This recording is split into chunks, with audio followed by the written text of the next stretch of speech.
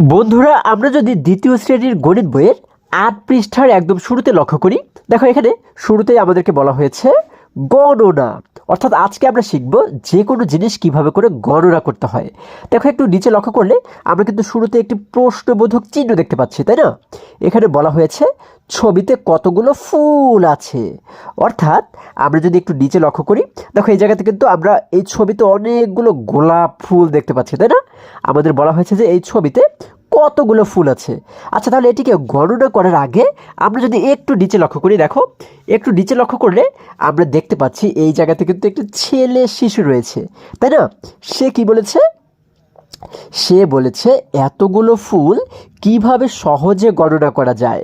আচ্ছা, সে বলেছে যে এতগুলো ফুল কিভাবে করে সহজে গণনা করা যায়। আচ্ছা, এরপরে যদি আমরা আরেকটু নিচে লক্ষ্য করি, দেখো এখানে আরেকটু নিচে লক্ষ্য করলে আমরা কিন্তু এই দেখো এই জায়গাতে কিন্তু আরেকটি মেয়ে শিশুকে আমরা দেখতে পাচ্ছি, তাই না? এই মেয়ে শিশুটি কি বলেছে? সে বলেছে তোমার কি মনে আছে কিভাবে আমরা 10-এর দল গঠন করে প্রথম শ্রেণীতে গণনা করেছি?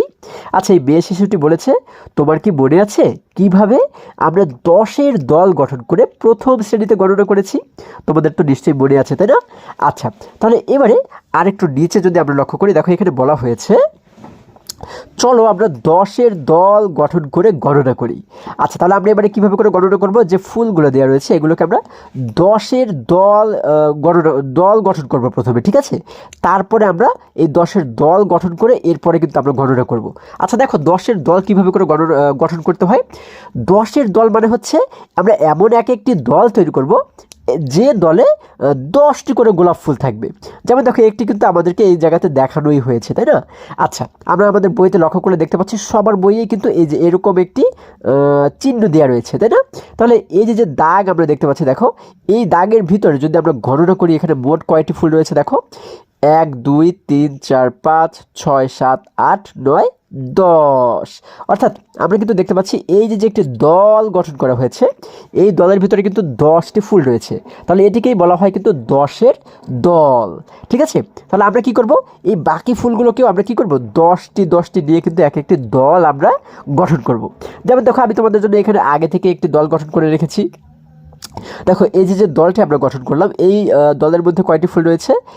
1 2 3 4 5 6 7 8 9 10। অর্থাৎ এই দলের মধ্যেও কিন্তু আমরা ঠিক 10টি ফুল দেখতে পাচ্ছি।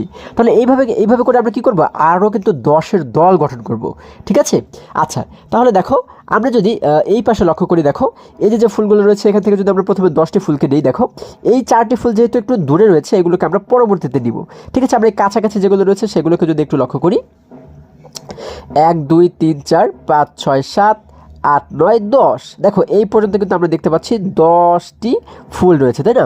আচ্ছা, এই পর্যন্ত এই 10টি ফুলকে নিয়ে আমরা কি করলাম? একটি দল গঠন করলাম, তাই না? আচ্ছা, আবার দেখো 1 2 3 4 5 6 7 8 9 10। এই যে এই 10টি নিয়ে কিন্তু আমরা একটি দল, দেখো এই 10টিকে নিয়ে কিন্তু আমরা একটি দল গঠন করলাম, ঠিক আছে? আচ্ছা, তারপরে আমরা কি করবো? এই জায়গা থেকে আরও একটি দল গঠন করব। যেমন দেখো আমরা যদি এখানে গণনা করি 10টি ফুল হয় কিনা, 1 2 3 4 5 6 7 8 9 10। আচ্ছা, তাহলে আমরা এই যে এই কয়টি ফুল মিলে কিন্তু দেখতে পাচ্ছি 10টি ফুল রয়েছে, তাই না? দেখো এইটি নিয়ে যদি আমরা আরও একটি দল গঠন করি, দেখো আমরা এই কয়টি ফুল নিয়ে যদি আরও একটি দল আমরা গঠন করি, দেখো আমরা কি করলাম? আরও একটি দল গঠন করলাম। এখন এই দলের মধ্যেও দেখো গণনা করে এই জায়গাতে কিন্তু মোট 10টি ফুল রয়েছে। দেখো 1 2 3 4 5 6 7 8 9 10। এরপরে দেখো আমরা দেখি যে এই জায়গাতে যে কয়টি ফুল রয়েছে এইগুলোকে দিয়ে আমরা 10-এর একটি দল তৈরি করতে পারি কিনা। 1 2 3 4 5 6 7 8 9 10। দেখো এইখানেও কিন্তু আমাদের 10-এর আরও একটি দল গঠন করা হয়ে যায়। তাহলে আমরা কি করবো? এবারে এখানে আরও একটি দল আমরা এখানে গঠন করলাম। দেখো আমরা এই জায়গাতে আরও একটি 10-এর দল গঠন করলাম। আচ্ছা, তাহলে আমাদের কিন্তু অনেকগুলো 10-এর দল গঠন করা হয়ে গেল।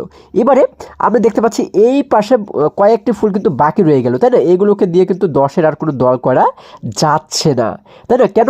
কারণ এখানে কিন্তু মাত্র 4টি ফুল রয়েছে, তাই না? আমরা যদি 10-এর দল করতে গেলে কিন্তু 10টি ফুল থাকা দরকার।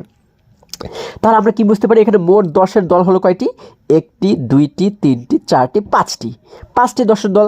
এখন আমরা যদি এখানে মোট গণনা করি যে 5টি 10-এর দলের মধ্যে মোট কয়টি ফুল রয়েছে, আমরা যদি 5 10 50, তাই না?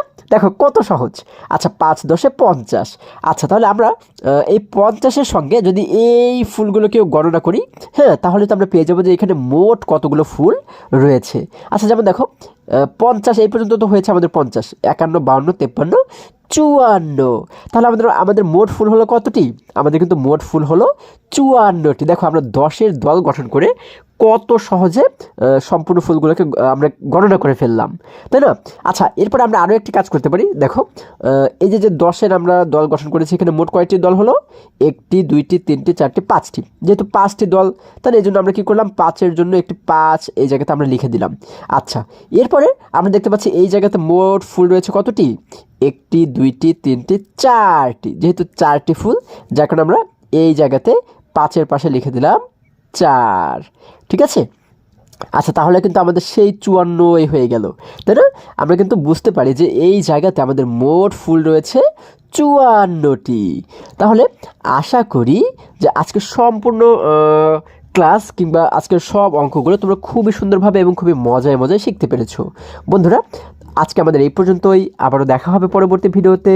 আর হ্যাঁ, তোমরা যদি আমার চ্যানেলে নতুন হয়ে থাকো তাহলে এখনই চ্যানেলটি সাবস্ক্রাইব করে পাশে থাকো, যেন আমার যে কোনো ভিডিও আপলোড করার সাথে সাথে খুব সহজেই তোমরা সেটি পেতে পারো।